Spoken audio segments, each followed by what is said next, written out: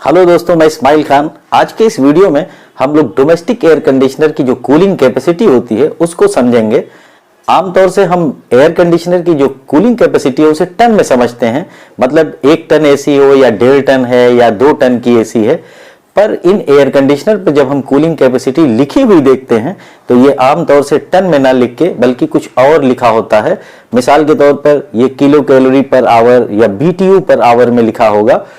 अगर यहाँ पर किलो कैलोरी पर आवर है तो हम ये जानते हैं कि 1 टन इज इक्वल टू होता है 3000 किलो कैलोरी पर आवर या 12,000 BTU पर आवर। ये 1 टन के बराबर होता है। तो अगर किलो कैलोरी में कहीं पर कोई कूलिंग कैपेसिटी लिखी है तो जनरली हम उसे 3000 से डिवाइड कर देते हैं और जिससे हमें 1 टन का डेटा मिल जाता है। इसी तरह से अगर cooling capacity BTU per hour में लिखी हुई है तो वहां पर हम 12,000 से भाग देते हैं, यानी जो भी कैपेसिटी हमें लिखी हुई मिलती है उसे हम 12,000 से डिवाइड करते हैं तो हमें टनेज पता चल जाता है कि ये एसी कितने टन का है।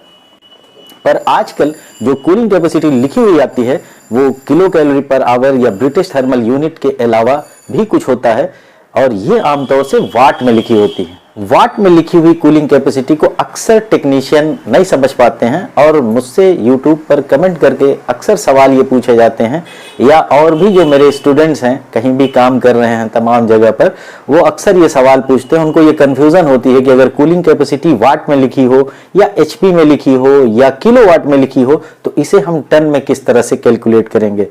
तो आइए जानते हैं कि अगर वाट या HP या किलोवाट में लिखा हो तो इसे हम टन में किस तरह से कैलकुलेट करेंगे।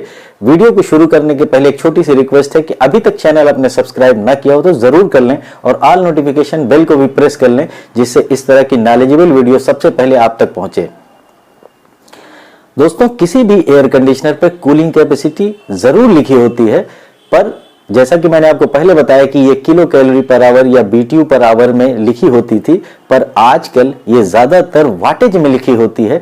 जैसा कि आप ये पिक्चर में देख रहे हैं साइड में स्क्रीन पर कि एयर कंडीशनर की ये कुछ कूलिंग कैपेसिटीज लिखी हुई हैं और यहाँ पर ये जो कूलिंग कैपेसिटी है आप देख रहे हैं कि ये वाट में लिखी है। तो वाट में कूलिंग कैपेसिटी लिखी हो या किलो वाट में लिखी हो या हार्स पावर में लिखी हो, तो सबसे पहले हम ये समझ लें कि अगर कहीं पर भी कूलिंग कैपेसिटी वाट में लिखी हुई है तो इसे किलोवाट में बदलना बहुत ही आसान है। जो भी यूनिट हो आपके पास उसे आप 1000 से डिवाइड कर देंगे तो ये किलोवाट में आ जाएगा। इसी तरह से अगर कोई वाट कहीं पर कैपेसिटी लिखी हुई है, इसे आप 746 से डिवाइड करेंगे तो जो आपकी रेशियो आएगी वो HP में आ जाएगी। सपोज कीजिए कि एसी पर वाट ही लिखा हो और किलोवाट या HP ना लिखा हो या सिर्फ HP ही लिखा हो, तब आपको एक आसान तरीका मैं बताऊंगा जिससे आपको ये कैलकुलेट करना आ जाए, या अगर किलोवाट में लिखा हो तो भी मैं एक आसान तरीका बताऊंगा जिससे आपको इसका कैलकुलेशन आ जाएगा। इन तीनों ही कैलकुलेशन को समझने के लिए आपको 3 नंबर याद करने होंगे। अगर कैपेसिटी वाट में लिखी है तो आप 3500 याद रखिए, और अगर कोई कूलिंग कैपेसिटी HP में लिखी हुई है तो आप 4.7 याद रखिए, और अगर आपको कैपेसिटी कहीं किलोवाट में लिखी है तो आपको 3.5 याद रखना है।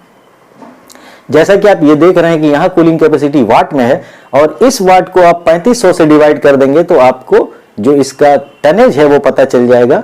जैसा कि आप ये देख रहे हैं कि 5275 यहाँ है और अगर आपने इसमें 3500 से डिवाइड किया तो ये आपको 1.5 टन का एक रिजल्ट आ जाएगा। अब हम इसी वाटेज को किलोवाट में बदल के देख लेते हैं कि क्या रिजल्ट मेरा यही आता है। तो आप देखेंगे कि 5275 की वाटेज जो है इसे अगर आप किलोवाट में बदलेंगे तो इसे 1000 से डिवाइड करेंगे और ये आ जाएगा 5.275, और अगर इस यूनिट को आपने 3.5 से डिवाइड किया तो भी रिजल्ट आपका 1.5 टन ही आएगा। इसी तरह से ये जो 5275 वाट है इसको HP में कन्वर्ट किया जाए तो कन्वर्ट करने के लिए 746 से डिवाइड करना होगा और उस वक्त जो रिजल्ट आएगा वो 7.07 आएगा। मैंने आपको एक 4.7 का भी नंबर बताया था। इस 7.07 को आपको 4.7 से डिवाइड करना है और तब भी रिजल्ट आपको 1.5 ही आएगा। यहाँ पर कुछ और भी डेटा है, यानी ये एयर कंडीशनर जिस पे ये 5275 की कूलिंग कैपेसिटी लिखी गई है, यहाँ इसके साथ मिनिमम 2345 और 5860 वाट भी दिखाया गया है। यानी ये एयर कंडीशनर अगर मिनिमम वाटेज पर चलता है तो 2345 वाट की ये कूलिंग इफेक्ट देता है, और अगर मैक्सिमम कूलिंग इफेक्ट देता है तो ये 5860 वाट का है, क्योंकि ये एक इन्वर्टर एयर कंडीशनर है और हम जानते हैं कि इन्वर्टर एयर कंडीशनर अपनी कूलिंग कैपेसिटी को घटा और बढ़ा भी सकता है जैसे कि रिक्वायरमेंट हो।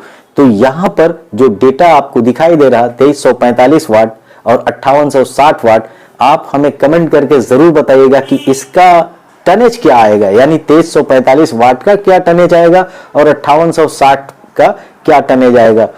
उम्मीद है ये वीडियो आपको पसंद आया होगा। इस वीडियो से आपको किलो कैलोरी पर आवर से टन में, या British thermal unit per hour से टन में, वाट से टन में, या कूलिंग कैपेसिटी आपको एचपी या किलोवाट में दी गई है तो वहां से टन में किस तरह से कन्वर्ट करेंगे, बहुत ही आसानी से समझ में आ गया होगा। Thanks for watching.